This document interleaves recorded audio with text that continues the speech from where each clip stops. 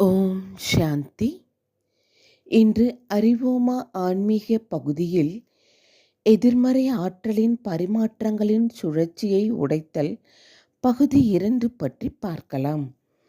மற்றொரு நபருடன் எதிர்மறை ஆற்றல் பரிமாற்றத்தின் சுழற்சியை உடைப்பதற்கான முதன்மையான வழிமுறையானது சுயமாற்றமாகும்.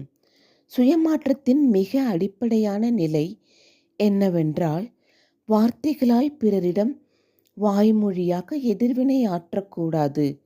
ஆனால் நான் பிறரிடமிருந்து பெற்றுக்கொண்ட எதிர்மறை ஆற்றலை எதிர்மறையான முகபாவம், பார்வை, வார்த்தைகள் மற்றும் செயல்கள் என்று பிறரிடம் வெளிப்படுத்துகிறேன்.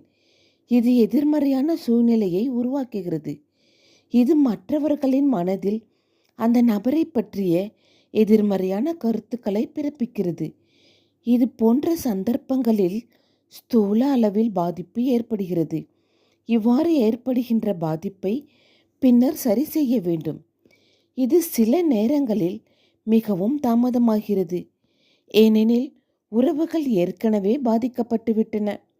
ஏனென்றால் நாம் எதிர்மறையான தகவல்களை கொடுக்கிறோம். நம்மிடமிருந்து பெறப்பட்ட தகவல்களை பிறருக்கு அனுப்புகிறார்கள்.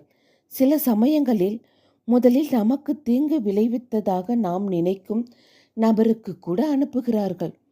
சுயமாற்றத்தின் இரண்டாவது மற்றும் சிறிய ஆழமான நிலை என்னவென்றால், நான் எதிர்வினை ஆற்றாமல் இருப்பதுடன் மட்டுமல்ல, அந்த நபருக்கு எதிராக யாரிடமும் எனக்கு நெருக்கமானவர்களிடம் கூட பேசாமல் இருக்க வேண்டும்.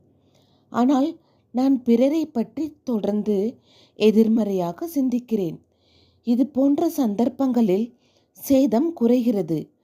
ஆனால் என் எண்ணங்களும் உணர்வுகளும் முழுமையாக கட்டுப்பாட்டில் இல்லாததால் உடல், கண்கள் மற்றும் காதுகளின் திரைகளுக்கு பின்னால் அறியாமலும் கண்ணுக்கு தெரியாமலும் பாதிப்பு ஏற்படுகிறது.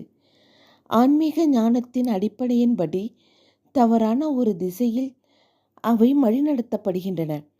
சில சமயங்களில் விருப்பத்துடன், சில சமயங்களில் நான் அவற்றை அங்கு வழிநடத்த விரும்பவில்லை. மன வலிமையின் பற்றாக்குறையால் அவை என்னுடைய விருப்பமின்றி அந்த திசையில் செல்கின்றன.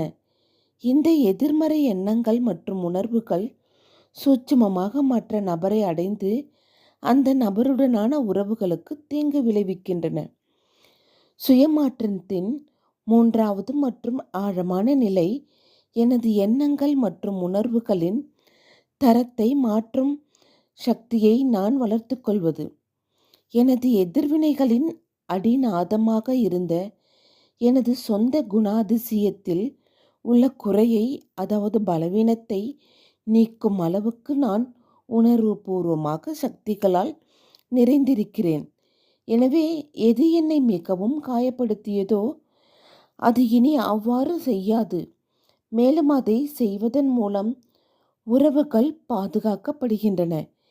இது நாம் ஒவ்வொருவரும் விரும்பும் ஒன்று. இதுதான் அதன் சிறந்த நிலையில் இருக்கின்ற ஏற்றுக்கொள்ளும் சக்தி மற்றும் செயலில் சுயமாற்றமாகும்.